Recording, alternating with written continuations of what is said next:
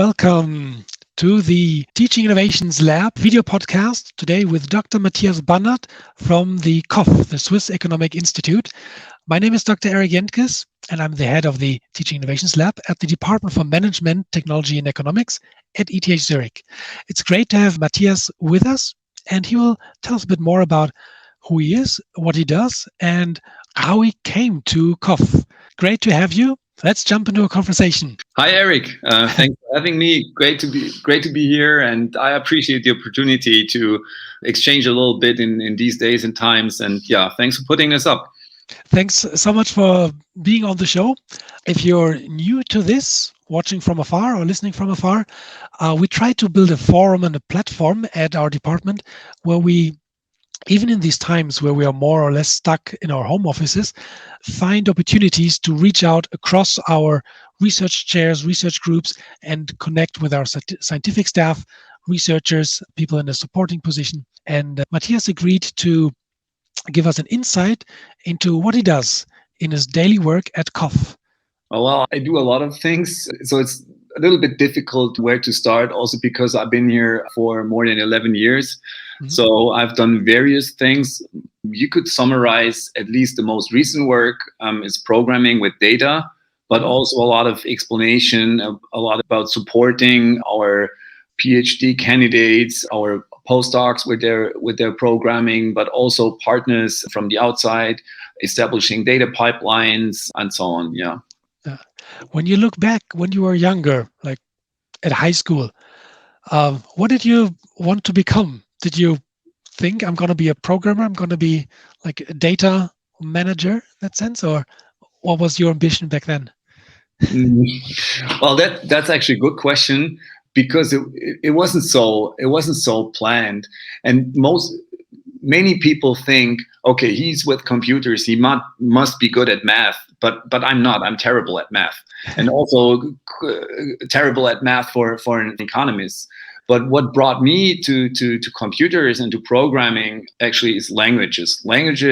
Natural languages are not that different from some programming languages. And my approach is to look at languages like if they had grammar, and more of a really language type of approach to programming. And there's enough people who are good at algorithms in computer science. So I have plenty of collaborators, and it's really a great fit. So from high school, I realized I was good with languages and understand the way how languages work together. And also now I'm more of an architect, and I know a lot about stack. I know which parts of infrastructure fit together well, what goes well together. It's more about the ability to know how one language works when you see in the other, and how they relate to each other, and give an assessment, which is important in research and consulting researchers. That's the story. Now, when you said you were good with languages, did you think about becoming a translator or study languages, or how did you end up in the economics discipline? That's a good question. It had a lot to do with the advent of the internet. When I was younger, I was able to read all the stuff that was English as if it was German, and that was positive feedback all the time. And there was such a huge resource for everything, and I really saw the benefit of learning and putting the effort into learning languages. And this is what helped me with programming. For economics, I really don't know. It was an interest that developed later on in high school, and also during my studies at University of Constance. And then I ended up at KOF. And explain us a bit more about how you went from Constance, which is not that far away from Zurich. That's a very beautiful city. How did you take this first step across the border to KOF? What brought you to KOF? Actually, my diploma thesis, I went here to interview the KOF staff as experts for my thesis, and I ended up being interviewed.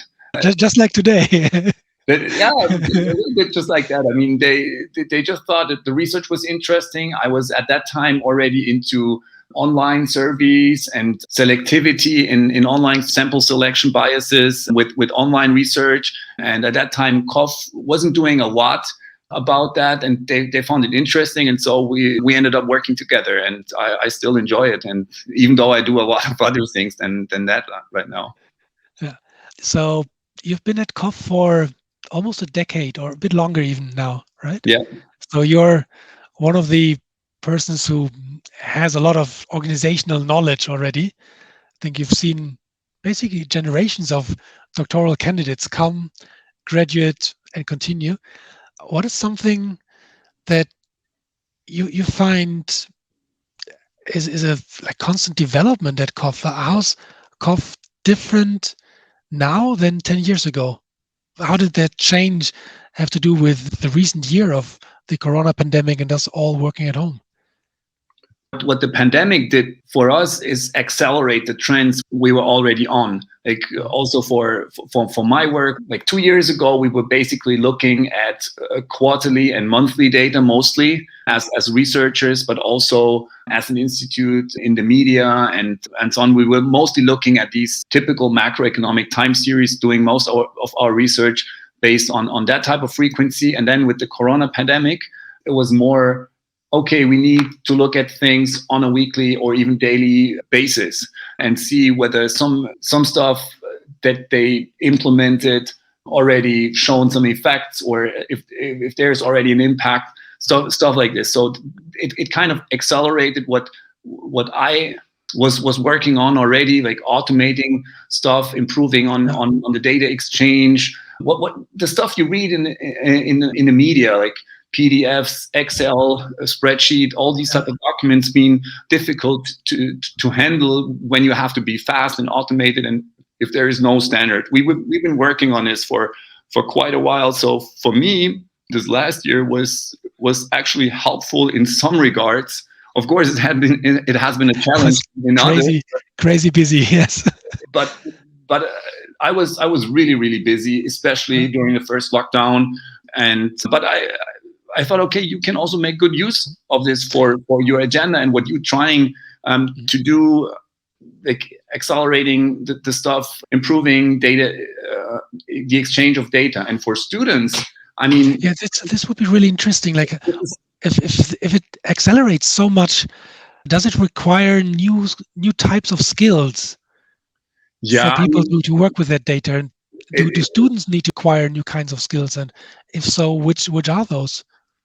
I mean, I wouldn't link that to the pandemic, but during my time, like before the pandemic, like these 8 or 9 years, you could realize, okay, there's a huge change in what students and researchers need, because there's not only bigger data set, but also more complex data sets, and researchers are turning their backs on standard software, and they all of a sudden see a use for learning how to program. And they want, because the standard software is not enough for the data set or for the research question anymore. And then standard software would be something like SPSS or Stata. Yes, exactly. And then they have to do a data visualization, really complex, really interactive. They're looking into high dimensional data. They have run into all sorts of performance issues. They need to know not only how to program, but how to deal with an infrastructure beyond their own notebook and all of that stuff. And these were things like 10, maybe 15 years ago that you needed if you were in bioinformatics or computer science. But now social sciences need that as well. And that has changed and is only accelerating. And this is what the heart of my work is now, and what I'm trying to do, like help people out. This is what my teaching is about. Yeah, your teaching is a pretty good. Let us show that what we actually have here with your teaching. Your course is called Hacking for Social Sciences. First of all, that's an awesome title for a course. Second, what are you doing in Hacking for Social Sciences? It sounds a bit dangerous. No, No, it's not. It's not dangerous. I mean, other than you could become addicted and spend a lot of time trying to get better at hacking, and that might be the only danger. Other than that, I mean, you won't get locked up for trying to hack the CIA or something. So these are really hands-on tools. It's about teaching the things that I wish I had known when I started my PhD, and that's the approach to it. And the second thing is, I'm a strong believer of that a software carpentry level can already carry a long way. You don't have to become a guru or an engineer or a super data science wizard for most things, and it helps. And if you have another profession, you don't have to become like me, like mostly a hacker now, not really an economist anymore. But you go to a certain carpentry level, you can spin up things like, for example, this website's in no time, just for you, like a little profile. Do it without depending on Google, without depending on the ETH, without depending on anybody. Also understanding the infrastructure, how that stuff works together. Or you can automate your data inflow from some website. And you will understand that code becomes a communication channel. That's really important. That's an important part of what I do with hacking for social sciences. Like with the title, why isn't it called Hacking for Economists? I mean, you're an economist by training. You work at the KOF, which is the Swiss Economic Institute. Yeah, that's actually credit goes to an MTech professor who attended one of my workshops. It was a workshop on natural language processing.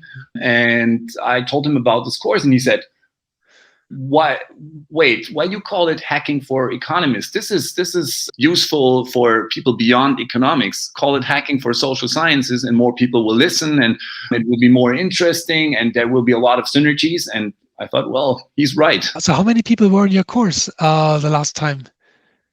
I think about 35 started out, which is quite a lot for a PhD level course in the first year, I guess. Absolutely, yeah. And I think more than 20, maybe 25, they really completed the course. I mean, that's also pretty good, considering that online you can just hop on and off. And several said, oh, I just want to listen. And with a title like that, people have a fear of missing out. They want to be on a hacking course, but then they realize, okay, maybe I have to do a few other things first. Yeah. So I was quite happy with the feedback, but I'm also really eager to improve the course, and I'm looking forward to teaching it again in fall of this year.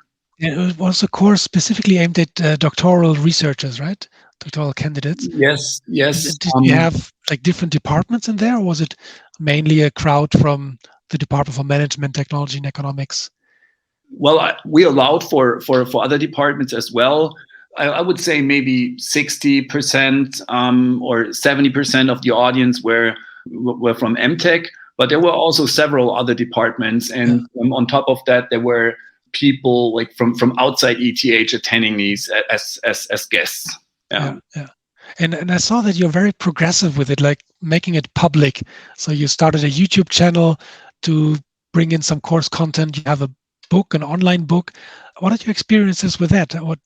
How did students like that? What did they say about it? Well, first part of the question, for me personally, it comes just naturally. It's not like, should I put it online or should I be open about it? The question is rather, why shouldn't I be?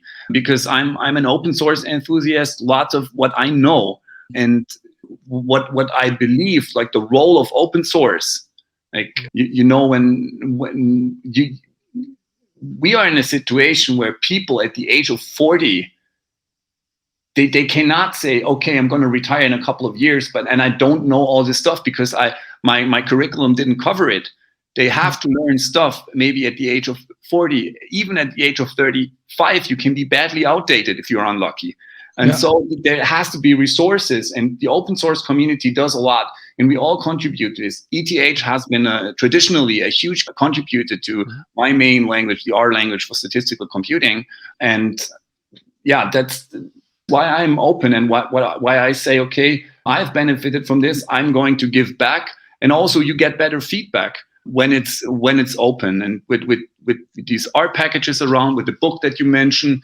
I'm a big fan of intermediate solutions. I don't want to have like been working for 2 years, 3 years until it's perfect, and then I come up with something that doesn't fit. I rather say, okay, it's good enough for publishing, like this book, and then I get feedback from people, and you can have soft launches, like only sharing it within MTech, for example, or only with your students. Yeah. And once it's a little bit better and a little bit more polished, you put it online, and yeah, that's the way I approach it. No, I really like that, and I think I would like to show also the book that you are like doing as a resource, and it is massive. I mean, you have little animations, but just look at this long list of chapters that you've developed and that you use for teaching, and that is value, I think. How do you think this value feeds into the communities that you're active in? I mean, you said that code is a communication channel. Who do you communicate with about code? Who are your like global communities that you're part of? Yeah, I mean, it depends. It changes over time, obviously. Yeah. At the moment, I'm one of 5 global coordinators for the annual conference of the R Foundation, which is like the most traditional and most established R conference. And we expect, well, we don't know what to expect, but there is certainly more than 1,000, maybe more than 2 or 3 or 5,000 even participant when it's global and when it's online. There's obviously not huge experience with this conference, how big the reach online is, but the in-person conferences were attended by more than 1,000 people, more than 1,000 people, and it's last year has been online already, and there was also an audience way bigger than that. And this is a community where you have lots of different cultures, different languages. Sometimes there is a language border, and yeah, this is where we communicate with code. Or I said, well, I need help with that website. Somebody from Argentina picks it up, or Australia, and I get up the next day, and it might be done without a huge briefing. I get a snippet. I get some input. So that's a way where you communicate with code, because it's international. You need a little bit of briefing. You need a little bit of same coding style. But it's something that you also see in academic research. I mean, top journals of the profession are asking not only for your data. They started out with opening up on the data for the sake of reproducible research. But they are also asking for your code. They have code policies, code guidelines, how to contribute your code in order to reproduce it, your work. And we see this in very small setups as well. Like a student asks for help, and if they send code, it's much better. I can see they have actually worked on this, but they failed. It's not like, okay, can you do my homework for me? I see, okay, they worked on this, they put some thought into it, and I can send code back. It's really also in teaching. So, yeah. You're using GitHub quite a lot in teaching, right? Yes. That is something that I do for one particular reason, because I want students, not everybody stays in academia. I want students to learn something that they can use no matter what. And so this is the reason why I didn't go for the traditional teaching tools, not because I don't like, I like them. I used them in the past as well, and I think they're great. But for a hacking course, I want really to use hackers' tools and then work with the industry standard. I think the students will probably realize that they have a huge opportunity to learn from you, and I've basically describe you as Matthias as a black belt in R. After these 10, 12 years of working with these kinds of softwares, you also publish academic papers or contribute to these publications. But how do you think does it differ from the reach? Like compared, how many people will use your R packages compared to how many people will read academic papers that you're part of? Can you give us an idea about that? I don't know about academic papers in general, but for me personally, I mean, my papers, nobody reads them. My packages, they have like 10,000s of downloads, some of them. Thousands. 10,000s of downloads, which is something none of my papers ever achieved. I just tried to picture that in my head. I grew up in a small town with about 10,000 people, I would mean like every single one has read that. That's because, but for my stuff, that's because the audience is global, right? I mean, Yeah, that out of your town, maybe one person would have downloaded the package, but because we have so many towns like that, yeah, yeah, it's my packages are not spectacular in the number of downloads. They're packages are more general, which are more general purpose, like for example, graphic libraries where you can create maps, stuff that everybody needs, from a clinical pharmacist to an ecologist. They use the yeah, same package. For me, it's more official statistics, managing and archiving data.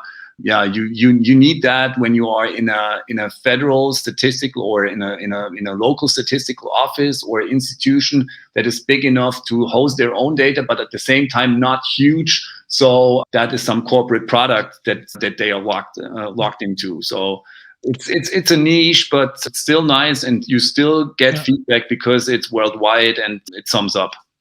Now, what would be your hunch or your gut feeling of where we will be in like 5 years or 10 years with regard to data analysis and doing research with huge complex data sets?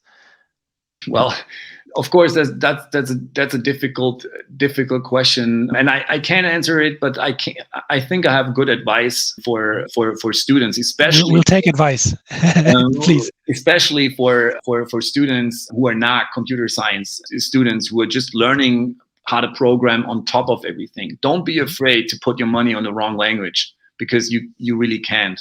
If you are, we mentioned the R language a couple of times. There's Python, which a lot of people use, and it really depends on where you're coming from. If like your next man uses Python, then you should go with Python, and you shouldn't be afraid. Oh, well, if I put my money and my time into Python now, will some other language be the top thing in 5 years from now?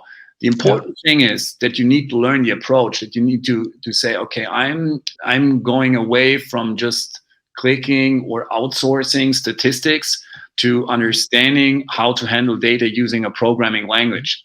And once you have accomplished that on a carpentry level, you can switch language if the trend in 10 years is something else. And it also brings you into infrastructure. And this is the thing that makes your initial question really yeah, hard to answer, because it's hard to tell if we are mostly on a cloud infrastructure, if programming is partly going to be abstracted away from us as non-computer scientists again. But it helps you to understand what's actually happening, and helps you to understand dynamics and how a field is evolving if you have this insight. And now is the time to learn it. And that's my advice. yeah, Don't be afraid to learn it or find excuses like putting your money on the wrong language. Just go ahead, reserve the time when you want to stay in an empirical field and learn. Like for data science, pretty obvious, like either learn R or Python, or if you're a bit more adventurous, maybe Julia or Rust, but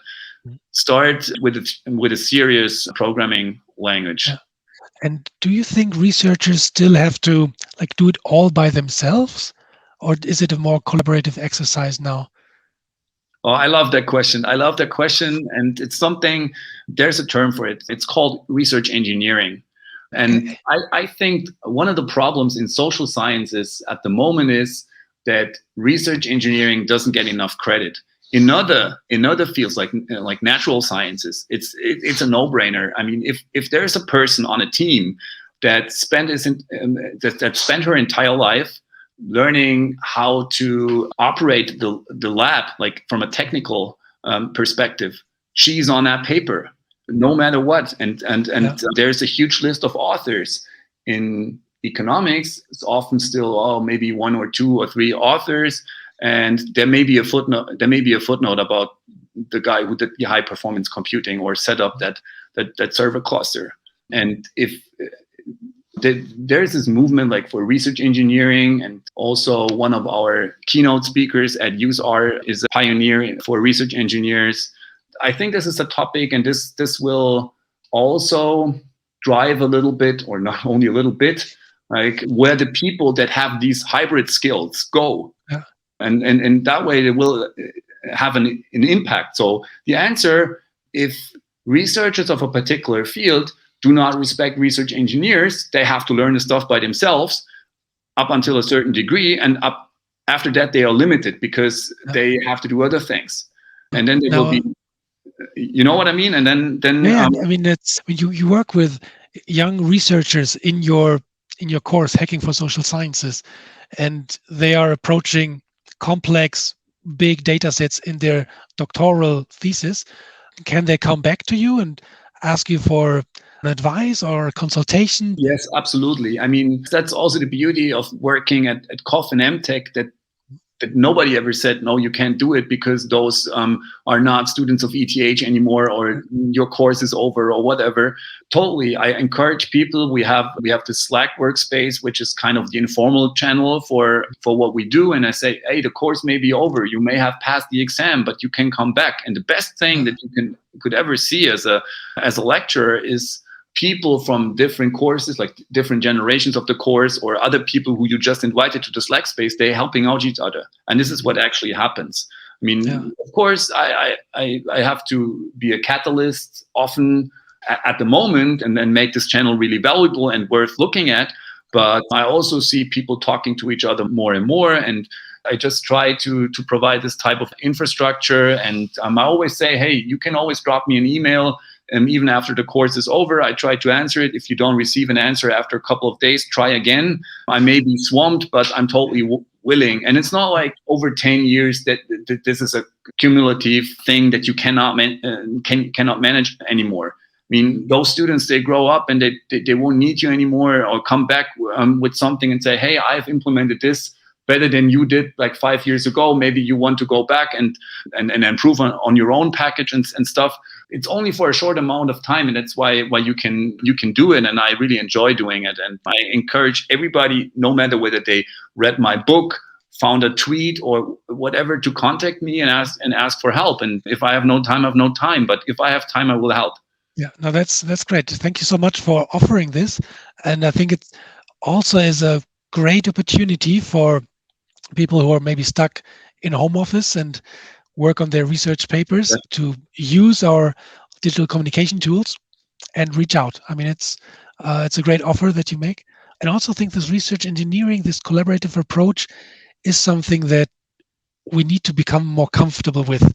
So we may understand it on a theoretical level, but having a playground to actually try it out, as people have in your course, Hacking for Social Sciences, I think that's a very important addition to our curriculum in the doctoral education. I mean, what happens at COF sometimes is that the researchers come up with a script, and they give it to me for a review, especially if it's a production script. That means if you run it on a basis, like every month, there's an indicator being communicated, monitors the Swiss economy, and then it has to fit the infrastructure and maybe run a little faster, or depend on fewer packages, have fewer dependencies to live longer and stuff. So then we take this, we read the code, we know what it's supposed to do, and then we improve on that with respect to the stuff that I've just mentioned. So this is really a way of working together. Great. I do know that you're also a father, because we met at the ETH daycare when we dropped off our kids. How do you explain to your son what it is that you're doing? I'd be curious in your approach, because I'm struggling with it myself sometimes. I mean, he has a sweatshirt, and it says blah blah on that sweatshirt, and that's what he thinks I do. And well, he's partly right. I mean, a lot of my job is about explaining stuff. I use different communication channels. He realizes I speak a lot of different languages to different people, but also I may paint a picture, like using code. I type something and then you see a world map. He's interested in maps. That's something he picks up and he understands. So yeah, that's talking to people on different communication channels, some of them spoken, some of them written, some of them an image. Automation is also something that kids understand, because I mean, you have more time if the computer does the job, and you can go outside and do something else while the computer is still working. Yeah, Do you want your son also to become an economist or programmer like you, or would you give him freedom of choice? Of course, I mean, as modern parents, you are supposed to. It's too early to say a lot of things. Other than that, to me, he seems way ahead of what I was as a kid. Maybe kids in general these days they pick up stuff so fast, and yeah, he will soon take over, I guess. Great. No, I see from you that you're passionate about your work and the research that you're involved in, and your teaching. And I think that is something that the younger generations, it helps them, because I think it gives them an orientation of what is interesting to do. It's totally okay, and it's really cool to be passionate about stuff and to drive research and knowledge into areas where it wasn't possible before. And it's great to know that you're at the edge of what is possible with this research engineering, that you're involved in the global R community, really in that coordination circle. And it's great to know that we have you around if we have questions. It's just very good to know. Yeah, maybe one little story from like my first teaching experience. It was kind of humbling. It was I was passionate as always, trying to announce one of my first courses. I had the chance to do it with quite a large audience, and then it was a ballpark number. 50 people? A little bit more. I would say like maybe 100 or so. And I thought, oh, maybe, okay, let me try to get 15 or maybe 20. And and I wanted to advertise my course, and I really went passionate into full throttle and explain all the programming and all the benefits, and really try to run a show with nice graphs and animations and automated stuff. And and then what happened? One student, she raised her hand and she said, "May I ask a question?" And I said, "Yes, of course, you go ahead." And then she said, "Have you ever been as dumb as we were?" And I was like, "Oh no." That was the exact opposite. But I realized, okay, I have to learn. I have to learn a lot. I don't do this for myself only. I do this for the audience, and I have to really target everything I do to the audience. So that's the journey that I'm still on, and I'm still trying to say, okay, look, a lot of people, they getting labeled guru or black belt or what is easy when you do all this programming stuff. Everybody thinks it's wizardry from the outside looking in, but really saying, hey, this is not at all difficult, and go over a certain threshold and you can benefit from this. It's maybe less spectacular than all the big data stuff. Yeah. But that's the point that I'm trying to leverage people's initial skills, so to say, or initial profession by programming, and help them do it. That's basically the message of all my courses. And it started out when this young student asked this question, and that was almost 10 years ago, and I'm still working on getting better on that. It's a great learning moment for you. Yeah. Your course, Hacking for Social Sciences, will be back up in the fall semester. Yes. And we had a little peek into what we can learn with Matthias. We've seen his approach, and I think it's a great addition to our curriculum. Thank you so much for making time to come on the show. We will use this platform again for other elements to bring the conversation into the department and across the different research groups that we have. Matthias, thank you so much for making time. Really a pleasure, and I appreciate all the effort, and thanks for putting this up, and also looking forward to see the other pieces that you will record and see what the colleagues do. Yeah, thanks for having me. Great. Thank you. See you then. Bye-bye.